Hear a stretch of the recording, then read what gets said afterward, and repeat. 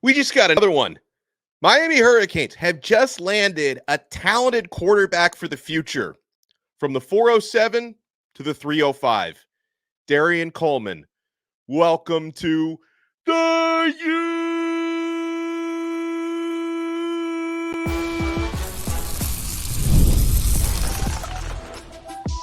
You are Locked On Canes, your daily podcast on the Miami Hurricanes, part of the Locked On Podcast Network, your team every day. Just like that, Miami gets their class of 2026 rolling again, adding their third verbal commit for the class. It's a busy week for 2025s as well. I am Alex Donno, University of Miami alumnus, longtime South Florida sports radio vet, writer for allhurricanes.com. Thank you so much to the everydayers for making Locked On Canes your first or second listen today. We're available free wherever you get your pods. We're free on YouTube. We're part of the Locked On Podcast Network, your team every day. On this episode, we will talk about more recruiting announcements that are coming this week, class of 2025s that Miami is favored to land, knock on wood. We are going to talk about probably the top player on Miami's board has just moved his announcement date up. We're only going to have to wait a couple more weeks to find out where DJ Pickett is going to land. Where does Miami stand? We're going to talk about that and so much more with our very good friend. You see him all over the internet and at CanesInsight.com. Our pal Brad Tejeda. Brad, how you doing, man? Always great to be here with you, Donno, man. This is one of the best platforms out there for Hurricane fans, man. And it's always great to be on here and talk some good Canes football. And yeah, man, June just wrapped up. And as we know, we're only, 3 days in July, and Mario has already stamped himself into this month with getting Gavin Nix out of IMG the first day of the month, and now getting Dereon Coleman 2026 commit right out of Orlando Jones, which seems to be a big-time area that Mario and the staff has implanted recently, not only from the 2025 class with some of your tackles that you got, and also an interior guard and Max Buchanan from Sanford, Florida. But now you're going into Orlando once again with Dereon Coleman, who's listed at 6'1", 165 pounds from Orlando Jones.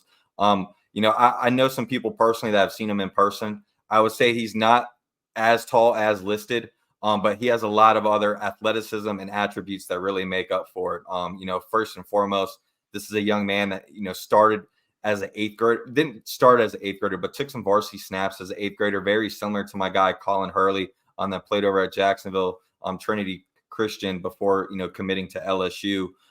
He started out his freshman year over at Plant City and then transferred to Orlando Jones, where he took Orlando to a semifinal state championship. But when you talk about Dereon Coleman, the thing that strikes most people the most is got to be the way the football comes off his hand, right? He's got some very similar qualities to someone like a Cam Ward.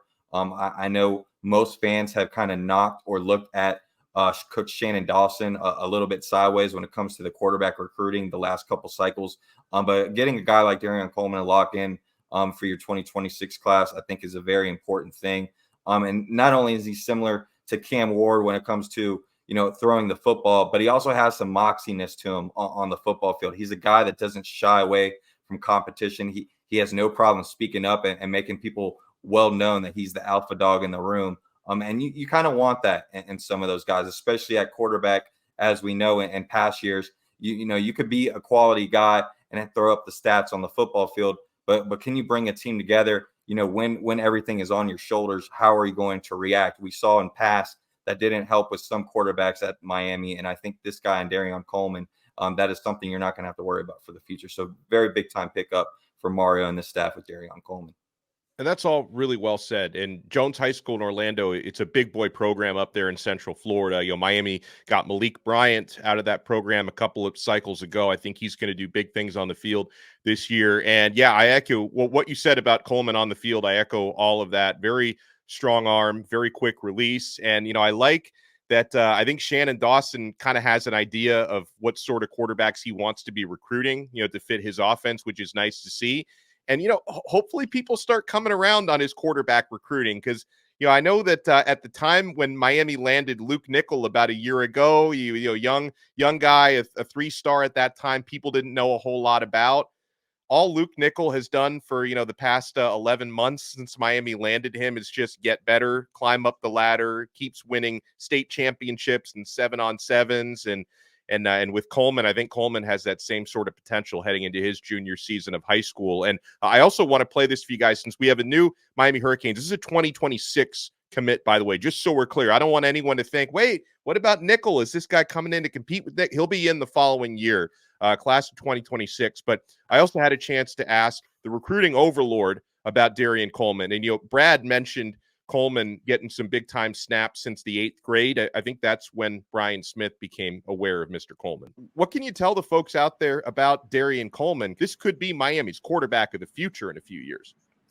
I first met him when he was going from 8th to 9th grade, and the head coach at Lakeland had told me about him. Marvin, great guy. He's like, this kid's really good. And I'm looking over, I'm like, dude, he's $130. What are you talking about? He's like, I'm telling you, this kid's really good. I'm like, okay. And he goes out there. He looks like he can't throw it 5 yards, but he's just got a natural arm. Real skinny kid. He's finally up to 160 pounds. He's now at Jones High School in Orlando. Incredibly intelligent. Post-snap reads are what he focuses on. Amen to that, because that's the bottom line on whether or not you're going to develop. It's really hard. If you don't figure it out, though, you're not going to be a guy that ever makes it to the NFL level. So accurate, very decisive, pocket guy, but he can run. He just tries to avoid. He's not the biggest guy. And I would imagine he'll top up around 200 pounds when he's filled out. But he's finally started to add the weight. That's why his ranking's not quite as high. But he's as accurate as any quarterback in the class of 26. Incredibly accurate. Now, if Miami gets him early, here's the bonus. Receivers around the state know who he is. All these guys play with him in 7-on-7. It'll also help Miami from that perspective. When you get your quarterback early, especially a school that's in state like Florida, that's really beneficial. The receivers will like that. And let's talk about that domino effect now, Brad, as Dereon Coleman becomes the third verbal commit for the class of 2026. There is already a receiver on board, Malachi Toney, out of American Heritage. Obviously, that's an important pipeline program. Miami also has a linebacker, Jordan Campbell, committed in the class of 2026. But the importance of getting your quarterback early, now he can become your ambassador. Absolutely. You got to start with a quarterback in any class if you can, if possible. And locking down Dereon Coleman is just that. And you mentioned the other two targets that we currently have committed in Malachi Toney and Jordan Campbell. And that pipeline, from a Miami and 2026, perspective. And I know 2025 is the hot topic right now. But 2026, ladies and gentlemen, if you are in love with recruiting like I am, the names of, the Grant Wises of the world, the Calvin Russells of the world, the Derek Coopers, the Jabari Bradys, the Cannon Pickett's. I mean, these are all guys that are literally Miami Hurricane blood or right there in your backyard that you just have to snag. And then that doesn't even, include, the big time dogs like a Brock Harris, like a Jakeem Stewart, who, is that 6'6", 270-pound defensive end from New Orleans, Louisiana, who will be making a visit to Miami at the end of July for a barbecue. So getting those top dogs along with your top dogs in your backyard to already start buying into the process, that's what you like to see in recruiting moving forward. And I know it's 2026, long ways away, but those are the names you're going to want to keep thinking and mentioning, throughout the waves of recruiting, because those are going to be the guys Miami's going to target from top to bottom, from beginning to the end of the process. Very similar to the next name we're going to be talking about for the 2025 class.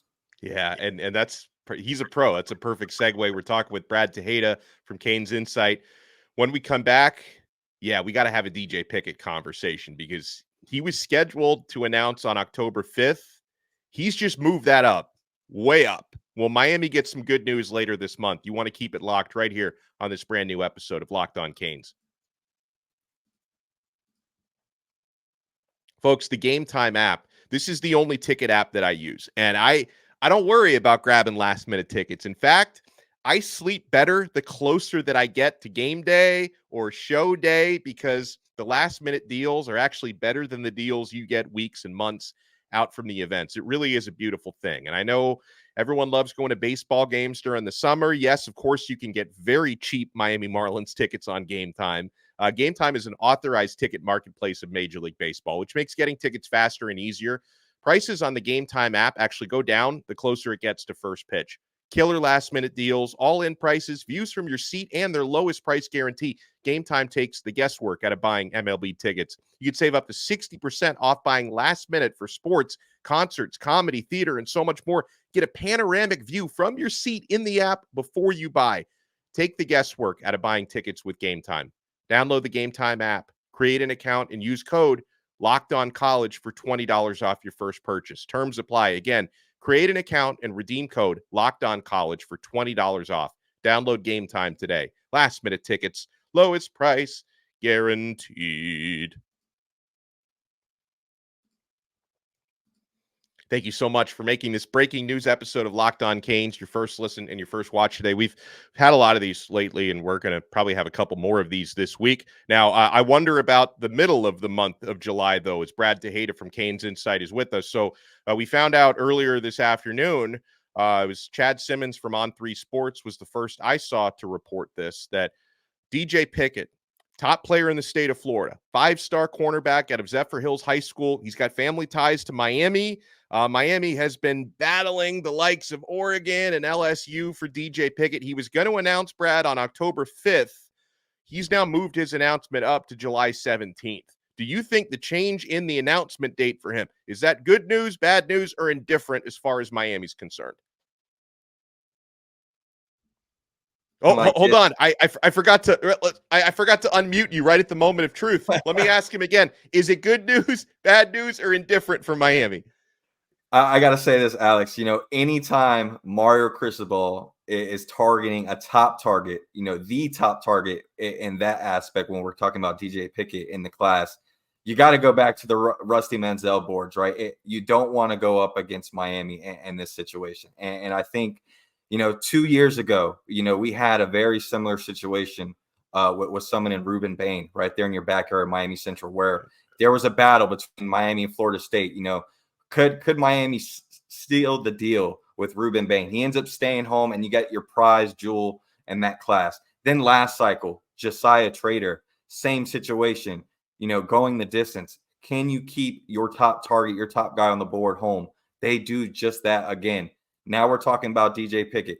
You talk about the family bloodline, people that have already been tied to Miami or currently on the roster, and Booker Pickett, and a future young man in Cannon Pickett as well that we're going to be targeting for next class, like I mentioned before. But DJ Pickett, it's no doubt about it, this is the top guy on Miami's list, and the fact that he's moved up his commitment date has to be somewhat of a good sign, in my opinion, for Miami. But at the end of the day, Oregon, if there is a school right now that is just as hot as Miami in recruiting on the trail right now, it is indeed Oregon. And Oregon's a team to watch out for. It is definitely going to go the distance. I will say this, Alex Donno. I wouldn't be surprised if DJ Pickett commits to Oregon on July 17th. But I will be surprised if DJ Pickett finishes his recruitment as a Oregon Duck. So I think at the end of the day, DJ Pickett will be a Miami Hurricane, regardless how the process happens. I think DJ Pickett is a Miami Hurricane, whether it's July 17th or when, next football season happens. But as we know, in the month of July, Mario Cristobal is not playing around this cycle, and he hasn't been playing around the last couple cycles, right? You back forward 2 years. On July 4th, 2 years ago, we landed a big-time whale in Francis Maianoa. Then you back up last cycle. This day, on July 3rd, we landed another big-time whale out of the state of Illinois in Marquise Lightfoot. And then you talk about, currently, July of 2024. On the 1st, you land Gavin Nix. Today, you land a 2026 commit. Tomorrow, there may be more fireworks with Hylton Stubbs out of Mandarin. Then you got SJ on July 5th. That's between Nebraska, Miami, and Michigan, who's the top interior offensive lineman on your board. And that doesn't include DJ Pickett on the 17th or Jarquez Carter on the 18th. So there are plenty of guys that the loafers are going to continue to step on. And I believe they're going to close on most of these guys, if not all of them. And it's going to be very exciting to watch if you're a Miami Hurricane fan, because that's not even the Jabari Antoines, the Cortez Smiths, the Elijah Griffins, the Byron Lewises of the world. There are plenty of other guys that are on the fringe of possibly being on a watch for possible commitment. And also Iosa Espinosa is another guy out of the state of Illinois that you need to watch out for possibly committing. By the way, I'm gonna go back to what you said about Oregon, and I fear like Dan Lanning, he may sleep even less than Mario. Like that dude has just been on a recruiting tear. And I actually, just as we were talking, I got this text from my guy, the Truth Teller, who I think he's been all over Cane Sport and the On3 website today. He just texted me. Wiltfong is saying, Steve Wiltfong, of course, is saying that Oregon is the reason that Pickett moved up his commitment date. Uh-oh. Your big-time whales, most of these guys, you're going to just have to play some football, unfortunately. But there are some big-time guys that are committed to other programs that, again, if someone like Jabari Antoine or Ben Hanks or Vernell Brown, if any of those guys commit elsewhere, similar to how DJ Pickett may commit to Oregon, right? Those are names that Miami is going to continue to recruit from beginning to end and will be flip candidates to watch out for, because Mario knows all about the flip department. You got guys like Joshua Moore, who recently committed to Florida from West Broward. That's a name to watch out for. Hayden Lowe, who's a USC commit. Dallas Wilson, another Oregon guy that's been committed in that class for a while. That's going to be a guy to watch out for beginning to end. And then, of course, Solomon Thomas, who's over at Florida State. Those are some guys that are currently committed at other programs that Miami's going to continue to battle with. So if DJ Pickett does, in fact, choose the Oregon Ducks on July 17th, I wouldn't, hold your head down on that. Mario's going to continue to recruit these guys. And I'd be very afraid if, in fact, he does go to Oregon, because as we know, it is a little bit of a tougher battle of trying to reel in that big fish when he's already committed to another program. Perfect example, Jeremiah Smith last cycle. So we're going to have to just wait and see. But at the end of the day, I think Coach Chevin Jackson and the defensive side of the ball is doing anything and everything they can to make sure DJ Pickett and his family is bought into believing what they're going to be doing this year and upcoming years. You referenced a couple of other names earlier, because in the next 2 days, we're going to get an announcement on the 4th of July. I don't know if you've seen an exact time. I don't know if he said an exact time, but Hylton Stubbs is going to be announcing on July 4th. I'm not sure if there's an exact time set for him. Maybe you can tell me otherwise. And then on July 5th, we know it's going to be noon.